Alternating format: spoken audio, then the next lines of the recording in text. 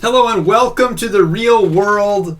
I am Cameron, that is Carson. That's right. And we are so excited that you are joining us. We're over 700 subscribers. We finally made it. We made it. We're at Congratulations. 701 last time I checked. World's best cup of coffee. We did it. Oh, so excited. Thank you so much for subscribing. We really appreciate all of you. This is a podcast where we basically break down the themes and the stories that we see on screen. That's right. So we're huge movie fans. We just went and saw Predator Badlands. I was over the moon about this movie. This is something that, you know, we're huge fans of this franchise, and specifically Prey, I think, is what really specifically is like our Dan Trachtenberg. Yeah, that's a good Really, that's Dan a good point. Trachtenberg, Right. he's the reason to watch these movies. He's awesome. He's a director. Yes. He directed the movie Prey. Yeah. Which we saw. When did that come out? 2020? 2022. 2022. Before Brilliant that, movie. He did 10 Cloverfield Lane, which is one of your favorites of all one of my time. favorite movies ever made. 10 Cloverfield Lane is genius. Great movie. Starring Mary Elizabeth Winstead, the greatest actress of our time. One of your favorites, yes. And it's probably the best John Goodman performance ever. Oh, I would have to It's agree. incredible. Incredible movie. I highly recommend it. He's kind of taken over the Predator franchise over the past few years, and he's made 3 movies already. That's right. Prey, Killer of Killers, That's right. which is an animated anthology film on Hulu. Yes. And now Badlands, which is in theaters. It's blowing up the box office. It did huge numbers. That's good. Biggest of the whole franchise. That's excellent. Which is awesome. I'm glad to and it hear only that. has a budget of $105 million. You know, Which it looks like a $300 million it looks movie. like a 300. It looks bigger than any Marvel blockbuster. Yeah. It looks bigger than Fantastic Four. Yeah, It looks bigger than even Superman. I think. You're in some right. ways. You're right. It does. So very impressive. Very ambitious. Yeah, absolutely. So there's a lot to talk about here. We're going to talk about the movie, and then we're going to talk about sort of what the Predator franchise is about, and specifically Badlands, and the great story that it tells with this character. So let's get started. Let's break it down. All right, so thanks again for joining us. Make sure you hit the like button, hit subscribe, hit the bell so you get notified of all our videos. We're both on Letterboxd. That's right. Those links are in the description. Go follow us there. We'll follow you back. We're also on Twitter, Facebook, and Instagram if you want to follow us there. I've been talking about this movie everywhere. Every social media post I've been making has been about this movie. I mean, look, this is one of those movies where sometimes you see a great movie and you want to share it like the gospel. Yes, you want to just spread the word that, hey, this is a good movie. It's in theaters. You can go see it. Take the kids. It's so fun. Because we want to support great movies. We do. And you know, movies have been all over the place lately. Sure. All the big franchises are kind of floundering, and some of them are kind of trying to make a comeback. Sure. And there's been all kinds of craziness going on in Hollywood, but when a movie like this gets made, that's decent budget. I mean, it's not the biggest budget ever. Like I said, $105 million is pretty low, actually, surprisingly nowadays. But when a movie it uses its budget well, it tells a great story. It does everything well. I mean, the effects, the storytelling, the editing, the cinematography, the acting, the writing, all of it just hits. I'll tell you what. You want everyone to go watch it. Of course. You want to support it. Yeah, because you want more movies like this. Exactly.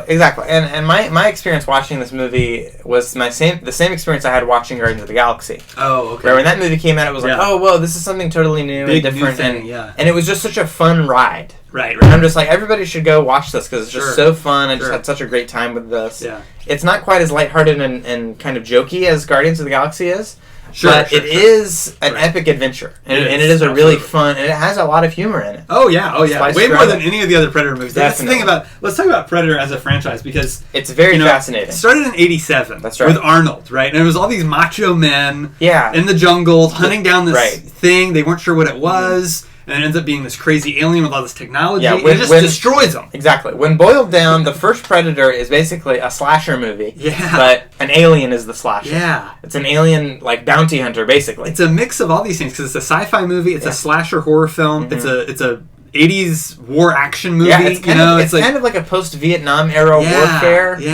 Yeah. Because they're all in the jungle the whole time, and it's like guerrilla warfare. Yes. It's these big macho American men. Right. And really, it's a story about masculinity. Of course. That's what really the whole franchise is sort of about, is like this whole idea of what is true strength. Yeah. You know, and it's always the kind of idea of the Predator movie, the formula, if you will, for most of the movies is Predator shows up to all these well-armed individuals. Of course. And their technology doesn't work. They can't outgun him. Outgun him, yeah. They have to outsmart him. They have to outsmart him, right? It's all about sort of your wit and your will to survive. Your wit and your will, yes. And it's all about using cunning and traps and cleverness and all of these things. So it's a really interesting concept. Yeah. And it's executed so well in that original movie. And then the sequels kind of got crazier. It's like, oh, let's set it in the city now in the second one. And I've not seen Predator 2. Oh, you still haven't seen it? I hear it's good. Okay, yeah. You should watch it. Yeah. It's worth watching. Okay. Especially if you like the first one. Sure. You know, and these are all very R-rated. The second one maybe even more than the first one. Yeah, very the first R-rated, one, I mean, even the TV edited version is still pretty intense. Pretty violent, a lot of language. Yeah. They're not family films. None of them except for maybe Predator Badlands, which we'll get into. Exactly. It's kind of the most accessible of all of them. I would totally agree. Predators, the first one has horrific language, has horrific violence. Yeah. It's just, but all of that is for a reason. Yes. Because it's an 80s movie and it's about excess. 80s excess and 80s masculinity, really. Right. The uber macho man. Right. And about how our main character, what's his name? Duke? Dutch. That's right, Dutch. Yeah. He has to kind of lay aside he all has that. to deconstruct that. Yeah. Because he has to humble himself. Humble himself and goad the Predator into being the macho man. Yeah. And that's ultimately the Predator's downfall, is that it becomes like the men. Right. That's exactly right. So, very interesting franchise. I like Predators a lot. That one was set on a different planet. That came out in 2010. Predators is what I feel the most echoes from in Badlands. Sure. I would agree with that. Then they did, of course, the big Alien versus Predator crossover. Which I just saw recently. I just saw the first one. I haven't seen Requiem yet. Yeah. But it's really fun. It's a fun idea. And honestly, I would compare it to Badlands in some ways. Sure. Because the premise of the movie itself is the appeal. Yeah. Like Badlands, the premise of the movie is, what if a predator was the main character? Right. We follow the predator on his hunt. Yeah. That's kind of a new way, a new spin on the formula a little bit. Definitely. So, franchise has been going on for a long time, and Badlands, comes off of Prey. Like we said, Dan Trachtenberg did Prey. That's right. He sort of takes the formula, but sets it in a totally different time era. It's back in the 1700s, North America. That's right.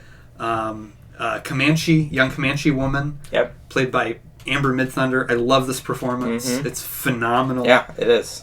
This movie is utter cinematic perfection in my opinion. I truly think this is a great movie. There are very few movies made for the small screen that can hold up to the quality of Prey. Yes. It's really fantastic. Other movies that have been made for the small screen, the only ones that I think can compare are like Del Toro's movies. Yeah. And he never makes a movie for a small audience. No. All of his movies are big. Yes. I'm really glad we got to see Frankenstein recently. That was incredible. Yes. Awesome. But yeah, Prey's another one that really takes full advantage of the budget, the setting, the premise, the cast. Yes. It's really just cast. It's a very intimate story. It's very economic, and I think that's what makes Trachtenberg such a great director. He is. He can really do a lot with a little. Right, he does. And he simplifies the premises always down to their bare essentials, and focuses on what's important and what's interesting. Yep, and he's very visual. That's why I love 10 Cloverfield Lane. Yeah, it's a one-set movie. Right. The movie takes place in a bunker. The whole movie's in a bunker. Three characters. Right. And it's the most intense story. I mean, maybe so good. It's incredibly tense. It's incredibly exciting. Yeah. And that carries through in Prey. Definitely.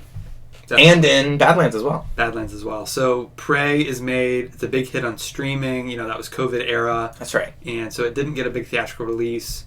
Killer of Killers comes out earlier this year. So basically, after Prey, big hit. The studio says, all right, Trachtenberg, you're our guy. What do you got next? That's right. And he came up with 3 ideas. Mm-hmm. One of them was Killer of Killers, which is about 3 different stories, 3 different time eras. It's a samurai. Kind of come together. It's a Viking. Right. And it's a World War II pilot. That's right. And they're all great stories. And they come together in a really cool way. And I don't want to spoil it, but definitely go watch it if you haven't seen it. Worth watching. It's interesting. And then his second idea was Badlands. And so we've got Badlands now, and then I hope he gets to make the third idea. I don't know what it is, but I hope he gets to do it. Everyone has been speculating that it's Alien versus Predator. I don't think that he has a new take on that. You don't think it is? No. In the interviews I've been watching with him, I think that's definitely not it. Okay. I think it's definitely a Predator-centric story. Okay. But let's talk Badlands, because Badlands is out now. We just saw it. You've seen it twice already. You took the whole family. Yes, I did. So we need to talk about and the brothers all went and saw it. Yeah. And the fiance, that's right. the future father-in-law went and saw it. Yes. We got to see it with our buddies Ben and Josh. Yes. Had a blast. Got to see it in Dolby, which was awesome. That's right. That's right. And so this movie, like you said, it's a whole new idea. Unlike every other Predator film. Yeah. This is PG-13. Yes. Which means there's very, very little language. There's maybe one cuss word. I think I heard the S word one time, and that's pretty much it. Yeah. I mean, it's very, very tame for PG-13. Right. Yes. It is pretty violent. Very violent, but it's all creatures. There's no human characters. Not a single human So in it's sight. all animals and aliens and robots. Right. That's right. So he did the Gendy Tarkovsky route. Yeah, exactly. Of saying, I'm going to make the most ultra-violent thing, but they're going to be all robots, so it's not going to really matter. And aliens, yeah. So it's all green blood and blue blood and white blood, orange. No red blood. Yeah.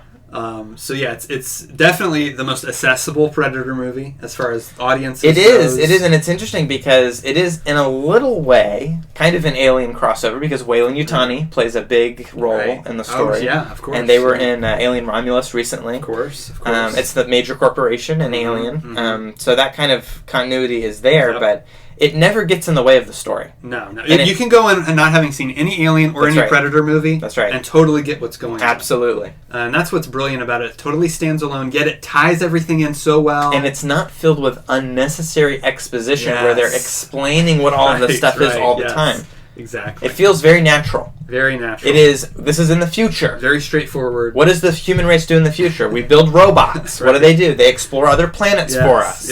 Yes. So it makes a lot of sense. But there's no exposition dump that tells you all that. It's just visual. It's just a part of the thing. That's right. So it's brilliantly done. It's very, very visually told. It's got great action. It's got great characters. Mm-hmm. It's got great, So let's talk about the story. Let's break down the story real quick because our main character is Dek. Okay, he is a Yautja, which is the alien race from Predator. The aliens are called Yautjas. Right. Okay. It opens with the Codex of the Yautja. It's like a saying. Right. They're friends to none, prey to none, predator to all. And it's really great because we kind of establish this family dynamic. Really, the story is kind of about found families. So we start on Dek, who's our main character. He's kind of the runt of the litter in his family. He's the smallest and the weakest. And the smallest in the Yautja clan is usually cut off.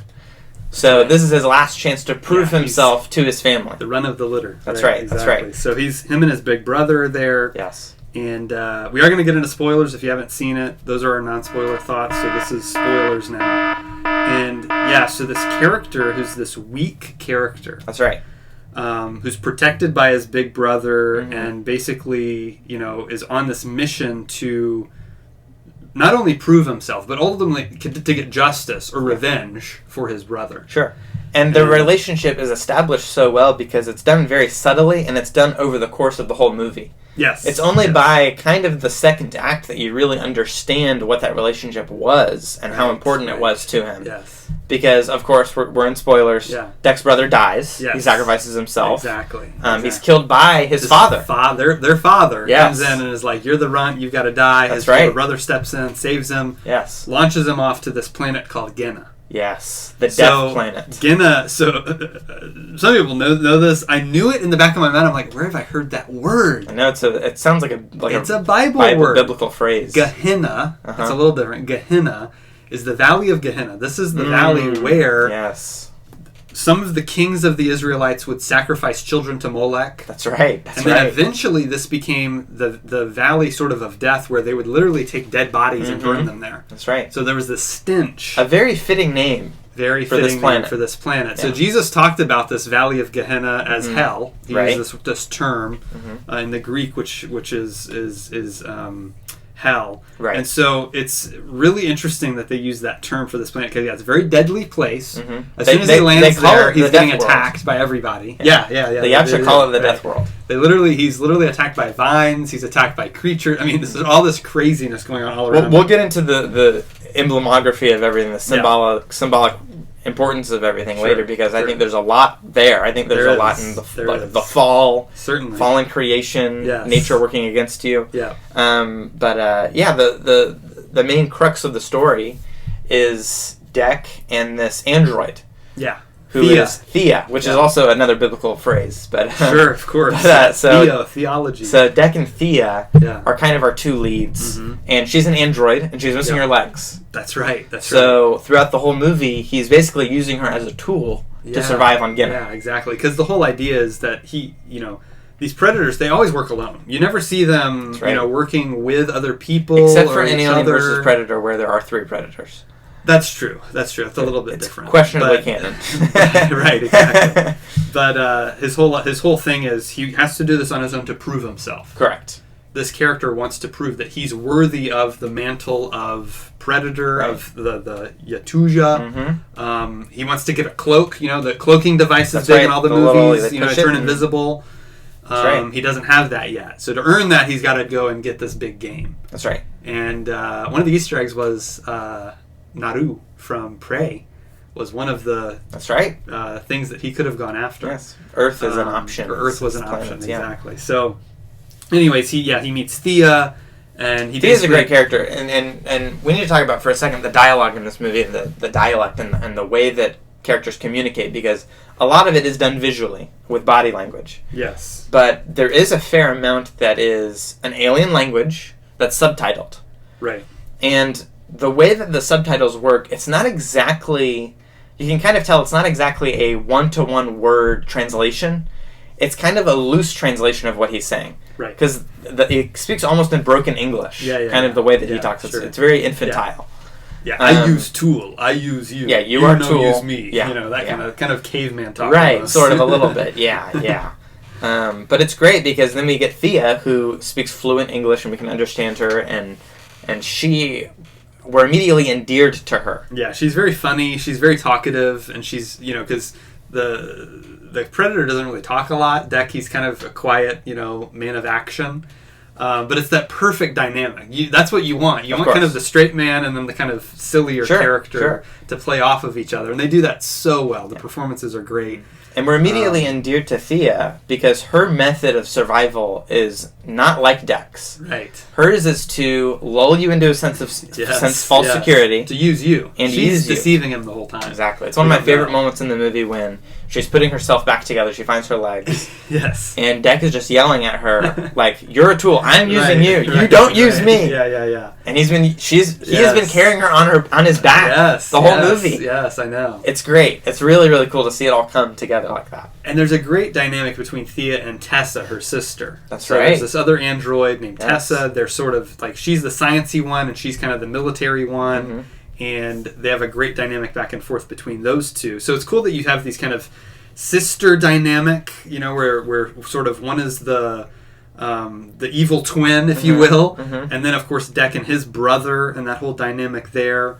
And so it's a really great just characters that come together here. Yeah. And then of course they end up meeting Bud, who's a great little character that everyone loves. Everyone wants the toy version of Bud, I think. Bud is the Jar Jar of Predator Badlands, and we use that term endearingly. We both love Jar Jar.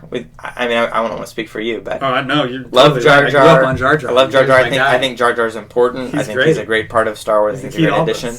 And Bud fills that role in the silly character that you don't really... Silly little creature that's kind of just you don't think much of initially. Yeah, exactly. But comes around to being kind of like the heart of the movie. The most important character. Very important. I mean, really, ultimately. Because there's this creature they're going after called the Calisk, which is an unkillable creature.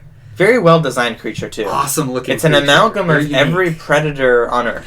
It's like a big ape, lion, tiger, snake thing. It's very cool. Yeah, it's awesome. And so he's going after this, and you learn that this thing can regenerate. This is why it's unkillable. Yeah. Literally, you slice its head off, it grows. It's a super adaptoid. Puts its head back on. Yeah. And it's like a super Darwin dangerous, from X-Men First Class. Yeah. It's super dangerous, adapts to its environment. And so when it finally gets close to Dek, it starts to sniff him. Mm-hmm. And you realize, okay, what's going on here? And they get out of the situation. Yeah. They capture it. It actively doesn't kill him. But it ends up Bud is this thing's offspring. That's right. It's his child. That's right. And he's befriended this offspring now. Yes. They're kind of And they kind of all become like a found family. They're a little family. Their own clan. Yes, exactly. They kind of form together. Yes. So pretty cool. It's a great story. It's really well done. It's so well executed. It has such a satisfying ending when he confronts the father again at the end. Yeah, and look, man, I mean we've talked about this movie a lot, but really one of its strongest suits is it's so well written. It's so well written. Everything comes together, and everything that's set up has a payoff. The great setups and payoffs as they're exploring this planet. You know, they're coming across all these different creatures, and they're having to learn how to fight each one of them and defeat them. And Deck really, he's on his back foot the whole story. Yeah. Oh yeah. He is way out of his depth. This planet is very deadly. He's getting beat up a lot. And he is the weakest of the Yautja. Right. Exactly. And all of his equipment is gone. Yeah, I love that opening scene. It's like, he tests out the bow, and he's like, gets all of his weapons together, and he kind of turns his back, and the vines just grab it all. Yeah. And he's got his sword. He's got a sword. That's literally it. It's pretty much it. He has a bow for a little bit. For a second. And then he uses it once, and then it's gone. I know. He's got a grenade, I think, one of those ice grenades. Something like that. And so... But he becomes inventive, because as he's surviving on this world, he starts using it to his advantage. Yes. The third act is awesome because it goes back and shows you all the stuff he's learned, how he's using that now. He gets this little slug creature on his shoulder, and it's like a venom. cannon. Yeah, it's like the old the shoulder cannon. Yeah, exactly. Traditional cannon that they had in all the other. And there's this creature with a hide called a bone bison, where he has he's this armor. Got the armor. He's making the mask. He gets his own mask. Yeah, it's great. And there's this whip made out of razor grass. That's right. And he makes the whip out of razor grass, and he's got the horn on his arm, like the claws. It's very cool. So cool. Because he ends up looking like your traditional Predator, but his own version of it. And it's great because he really has earned the status of Predator. Yes, absolutely. We've seen him work from nothing. That's that's the crazy thing about this movie. Yeah. Is so it takes the villain of all the movies and makes him the hero. Yeah. And makes him so that you want him to become the Predator that we all know from all the movies. Absolutely. Who's the villain that we're trying to defeat in all the other movies. Yes. It's a crazy way. I don't know how they did it. It's all through character. Yeah, and it's all a matter of perspective, really. It's all perspective. Because he doesn't represent every Predator. But he's kind of he's anti-Predator. He's the exception. You're right. Because it's all about father is the real antagonist of the story. Exactly. Yes. His father killed his brother. Right. Which we need to talk just briefly about this relationship with his brother because it's done very subtly.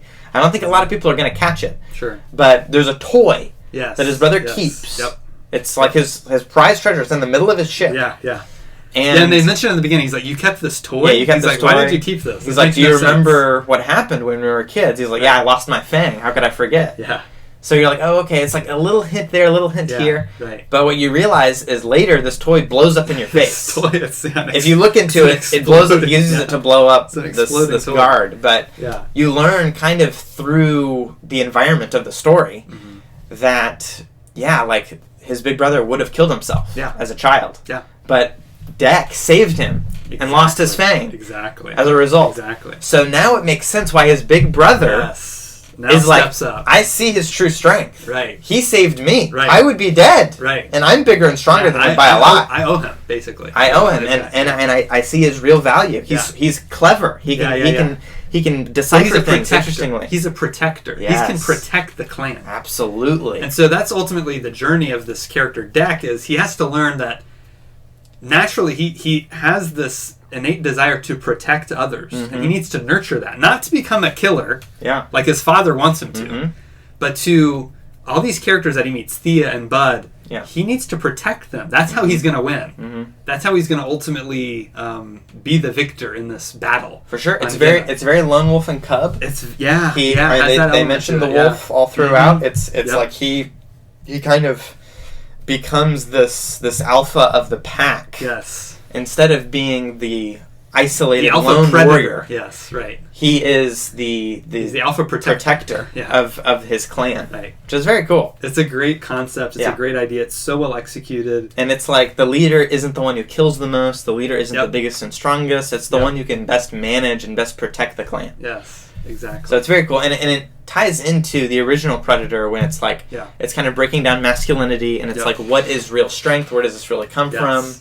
It's very cool. It's a cool great. Roundabout opposite way of telling that story. Yes, it is. It's so smart. It's so clever. And, Trachtenberg has been talking about this a lot. And someone asked him, this is a big risk, like taking on the Predator again and doing it in such a different way. Yeah.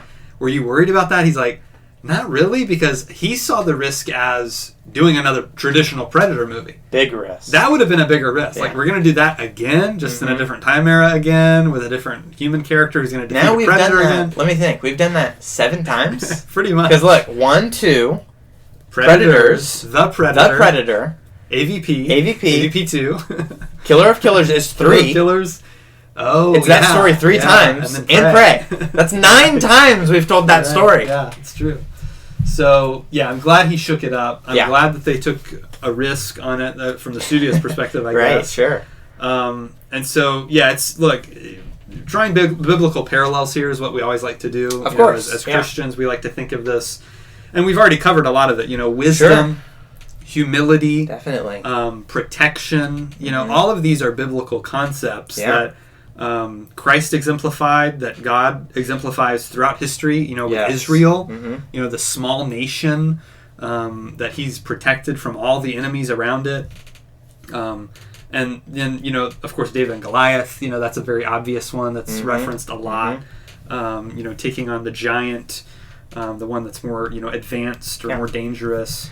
And using the weak to lead the strong. Yes, absolutely. That's really, I think, the central, the theological theme to draw from Badlands. Yeah. Is using that which is lowly, despised, forgot, the weakest of weak, the prey, to lead the strong, and to still the enemy and the avenger. Yeah, pretty much. Psalm 82 was one I was going to pull up.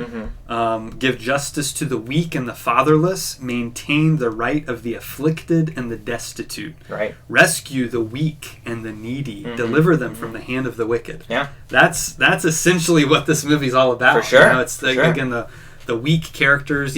Deck is the weakest Predator, but then he meets Bud and Thea, who are helpless, basically. Thea is completely helpless. And Bud is such a great one, because Bud, when they meet... He's kind of annoying. They're initially rivals, because they're both hunting the bone bison at the same time. Right. And then, they kind of come around to Bud saving the Predator. Yep. He saves Deck after he's about to get eaten by this Luna bug. Yep. Giant monster creature in the woods. Yes. All these creatures are... so well designed. They are. They're beautiful designs. It reminds me of... I don't know if you've seen the show, but there's a show called Scavenger's Reign. Yeah, I watched a little bit of it. I love the show. I think it's amazing. Okay. It's an animated show. Yeah. But it's all about humans surviving on an alien planet and figuring out how this ecosystem works and all this stuff. Right. It's a really good story, but it reminded me of that a little bit, and a little bit of Primal. Show. Yeah. Now, he brought this up in a recent interview with Heroes Reforged. That's right. He did. He's like, Gendy's my guy. Primal, I took a lot from. Absolutely. So, Primal's definitely a big one for him. Yeah, it's that level of kind of like primal energy that the world is against you. Your environment is trying to kill you every 5 seconds, Yeah. I love there's a scene where he's sitting on the riverbed, and he has that scanner on his arm, and he scans the leaf, and it's like, the leaf is clean, he can use it to clean his wounds. Right. And then he picks up a worm. Yes. And the worm's just like there, and it starts to kind of inflate, and it starts to glow, and he throws it away, and it blows up. Yeah. It's like, what?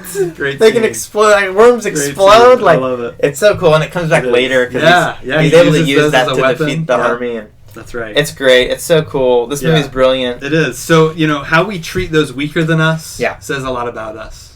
For sure, as individuals and as a society. Definitely. I think a lot about the abortion issue. Yeah, that's a big one.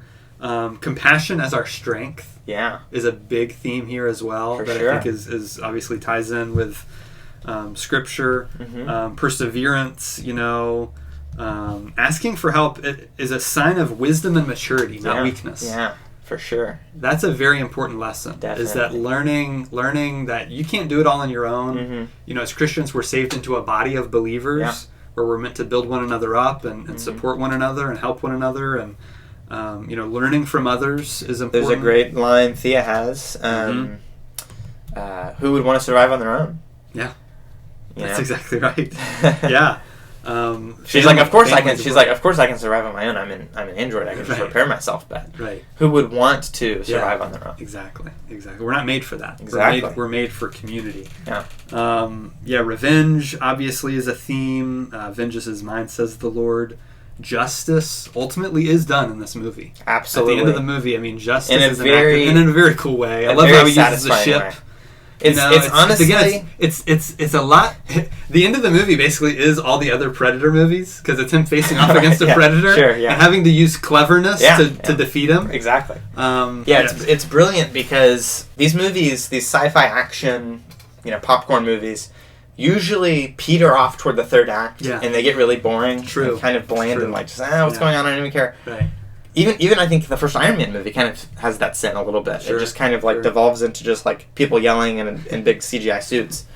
But this movie manages to get me more excited as the movie goes. True. So that by the finale, I'm just like, yes, this is the most awesome thing. And I'm so into it. Because like you said, all the setups and payoffs. Everything comes the little together. Things and the big things with the characters. And so you get that awesome big final battle with this giant mech suit. Which is from Aliens. That's right. I mean, it's the bigger version of the Aliens mech suit. Yes. The power loader. Super power loader. Yeah, awesome fight with the mech suit versus the CGI creature. What is it called? It's the Callisk. The Callisk, right. Yeah. The Callisk and the giant robot they fight. Right. So cool. Callisk explodes, and you have the android as actually the apex predator of the predator planet. with the predator weapon, the cannon. Right.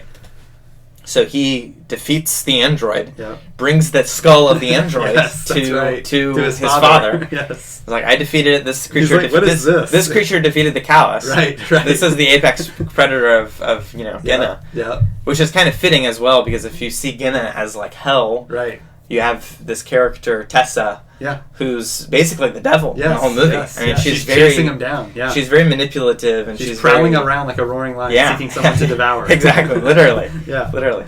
Yeah. And it's great because we get that final emotional resolution of the story, which is that duel between his father and him. And it mirrors the fight between him and his brother. Yep.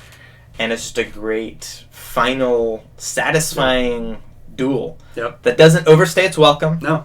It's very straightforward, but it's not like instantly over. No. It's you do all the little things. Originally, he said it was a samurai duel where it was one swipe and the father was dead. I can see that happening. Yeah. But I'm glad that he actually used his father's techniques against him. Yes. It's like he learned even from that. Mm-hmm. Yep. You know what I mean? Yep. And it all came back. And it's just terrific. Very satisfying story. Satisfying character arc. So good. It's brilliant. Deck is baptized in the movie. If you notice, he falls down the waterfall. Oh, that's true. And goes into the water. Yes, and that's when he gets his new Reminded number. me a lot of the creature from Frankenstein. He has a baptism as well. And I was thinking Black Panther moment. Oh, of course. Sure. There's a little bit of big that too. sequence. So, this is a great film. Yeah. I mean, I think I have it at number 2 now this year. This and Frankenstein. This is knocking on the door of number 1. Yeah, honestly, for me too. Because the more I think about it, the more I like it. It's just so well made. It's so well made, and it's so on fun. every level, and it's so rewatchable because it's so smart, and the intricacies of it all come together. Yep. It's genius. It's a masterpiece of sci-fi storytelling. I strongly recommend it. Must go see it in the theater. Highly recommend. I think everyone's going to enjoy it. Some people think it's too different. I think a lot of lifelong Predator fans maybe might be turned off by it a little bit. I think that the only thing Predator fans will have to criticize it is that it has humor. Yeah, it does have humor. I think that you're kind of missing the point. Yes, I agree. Because every Predator movie is, like, even especially the first one, is so over the top. Yes. It is funny. Yeah.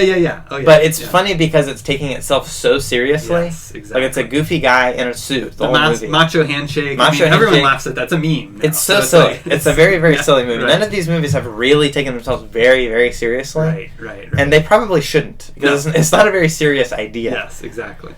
But Badlands, I think Badlands manages to actually balance both. Badlands is the best. It is the most emotionally serious. But it's also the funnest. Yes, I agree. Go see it. I recommend it. Let us know what you think in the comments. If you agree with us, if you disagree with us. If you saw any other biblical parallels, let's have a conversation about that as well. For sure. Thank you again for sending us over 700 subscribers. We got to do a subscriber shout out, which we've been doing recently. Yes, please. To one of our new subscribers. Let's see who we can find here.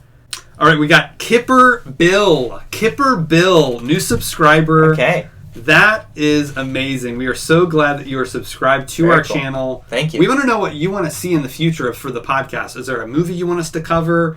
Is there a franchise you want us to cover? Let us know in the comments. We'll have a fun conversation with you about that. That's right. The Running Man comes out soon. Running Man is soon. So, yes, we might get to see that soon. Hopefully, we will see. Edgar Wright's We were joking. film. We were joking with our friends Ben and Josh that so far the 3 movies we wanted to see have all been good. Frankenstein and Badlands are good. One of them has to be bad. Running Man's due to be the bad one. Sorry, Edgar Wright, but he's such a good filmmaker. He can't be bad. He's never let us down before. So. We'll look forward to that. Maybe we'll cover Christmas movies soon. The holiday season's coming up. Maybe we'll cover Thanksgiving film. Thanksgiving, sure. Singular, because there's only one. Yeah, right, exactly. Exactly. Charlie Brown. All right, so thanks again for joining us. We really appreciate it. Make sure you hit the like button and subscribe to the bell so you get notified of all our videos. And we'll see you next time right here on The Real World.